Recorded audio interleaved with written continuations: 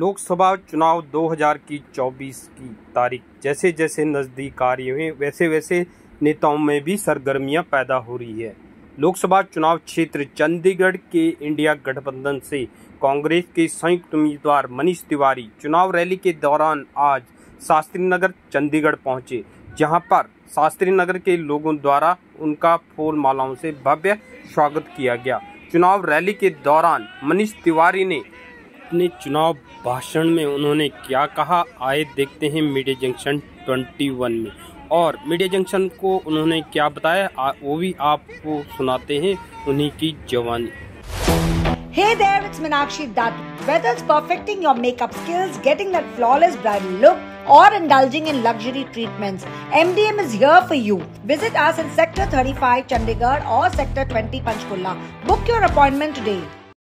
शमशाद अहमद जी, मुन्ना जी, रईस अहमद जी, अवतार सिंह जी, इख्तियार अहमद जी, असीम जी, अशरफ अहमद, पम्मा जी, राना जी और यहाँ इतनी बड़ी गिनती में आए मेरे सारे सत्कारयोग बुजुर्गों, माताओं, बहनों और नौजवान साथियों, सबसे पहले तो मैं आप सबको धन्यवाद करता हूँ। आज से 10 वर्ष पहले यही दिन थे। एक व्यक्ति घूम घूम के पूरे देश में प्रचार कर रहा था कि आप मुझे वोट दो, आपके अच्छे दिन आएंगे। वो व्यक्ति तो प्रधानमंत्री बन गया। आपके अच्छे दिन आए? आपके अच्छे दिन आए पिछले 10 साल में? नहीं आए। पूरे दिन जरूर आ गए। जो गैस का सिलेंडर हम 384 रुपए पे छोड़ के गए थे, ये 10 साल में उसको 1300 रुपए पे ले गए। फिर जब चुनाव आता है 100-200 रुपए रियायत दे देते हैं और ये कहते हैं कि हमने आपके ऊपर बहुत मेहरबानी कर दी। आज महंगाई के कारण आम परिवार की कमर टूटी हुई है। आज गृहिणी के आंसू निकल रहे हैं कि पेट्रोल और डीजल के रेट आसमान छू रहे हैं। रोजमर्रा की जो जरूरत की चीजें हैं वो आम आदमी के पहुंच के बाहर हो गई हैं। चाहे सब्जी हो, चाहे दालें हो, चाहे दूध हो, चाहे वो सारी वस्तुएं जिनको हम रोज इस्तेमाल करते हैं। अच्छे दिन आए तो एक वो सरमाएदार के आए जिसका नाम गौतम अडानी है, जिसको पिछले 10 वर्ष में इन्होंने देश ही बेच दिया। तो इसलिए मैं आपसे आग्रह करने आया हूं, क्योंकि ये दिल्ली की सरकार बनाने का चुनाव है कि ऐसी सरकार बनाइए जो 140 करोड़ भारतवासियों के लिए काम करे, ना कि एक सरमाएदार के लिए। और इसीलिए कांग्रेस पार्टी ने जो अपना न्याय पत्र जारी किया है, उस न्याय पत्र में हमने ये चीज सुनिश्चित की है कि इस महंगाई की मार से निपटने के लिए हर जो हमारे गरीब परिवार की महिला है उसको हम 1 लाख रुपया साल का देंगे। 8,500 रुपया सीधा उनके खाते में जाएगा। हमारे जो नौजवान बेरोजगार घूम रहे हैं, 36 लाख सरकारी नौकरियां खाली पड़ी हैं, पर हमारे नौजवान बेरोजगार सड़क पे घूम रहे हैं। हम वो जो 36 लाख सरकारी नौकरियां हैं उनको तो भरेंगे, पर हर नौजवान जिसने बीए किया है उसको पहली नौकरी पक्की और 1 लाख रुपया वजीफा देंगे। इसके साथ साथ हमने जैसे 2005 में मनरेगा लेके आए थे कि गांव देहात में जो जरूरतमंद है उसको जरूर पक्का 100 दिन काम मिल सके।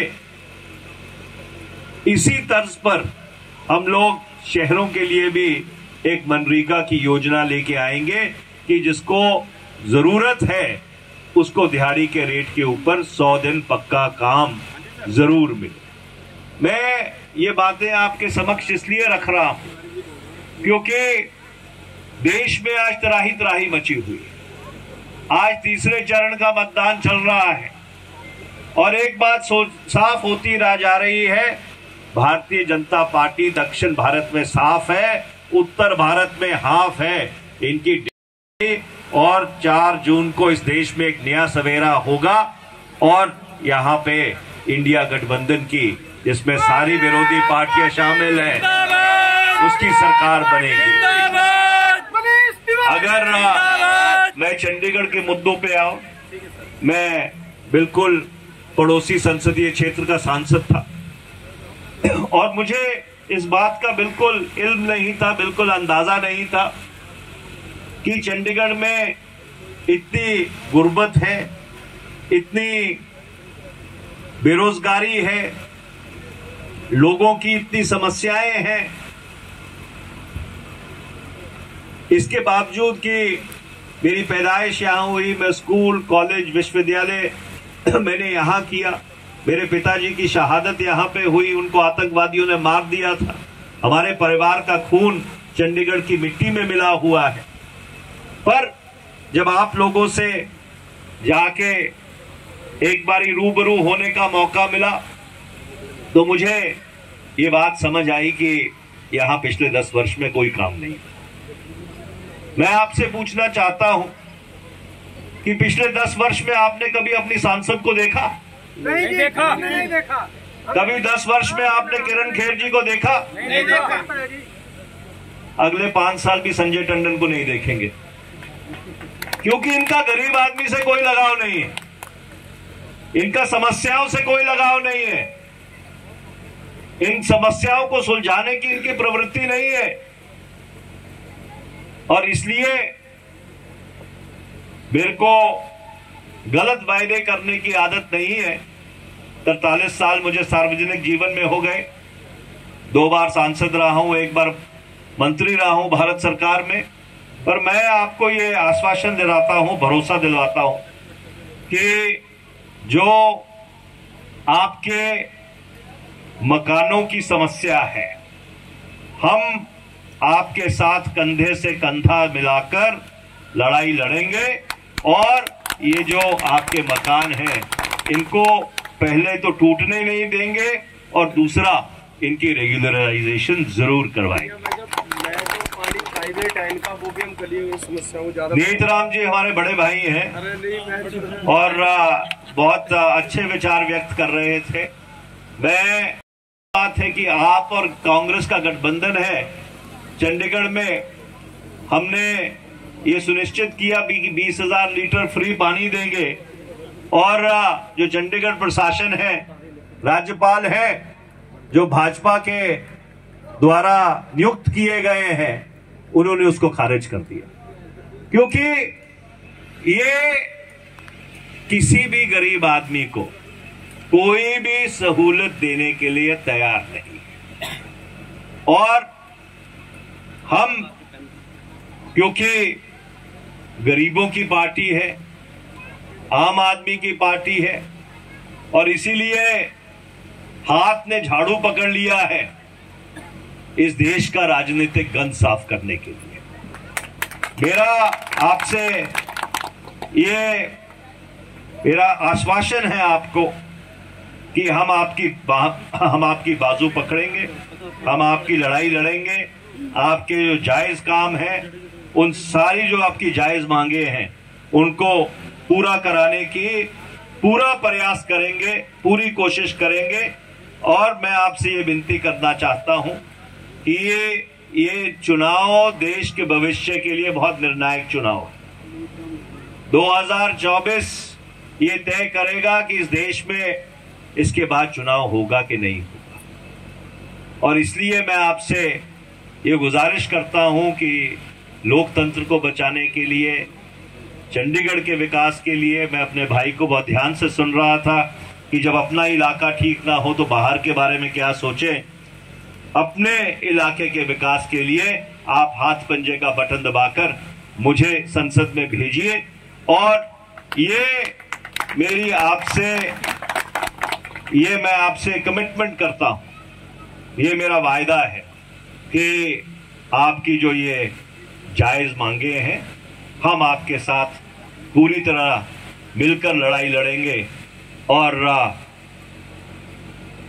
भगवान दयावान है, हम जरूर उस लड़ाई को जीतेंगे। आप में से कितने लोगों के वोट बने हुए हैं? करो हाथ जिसका वोट बने। यहां बना हुआ है कि नहीं? हाँ?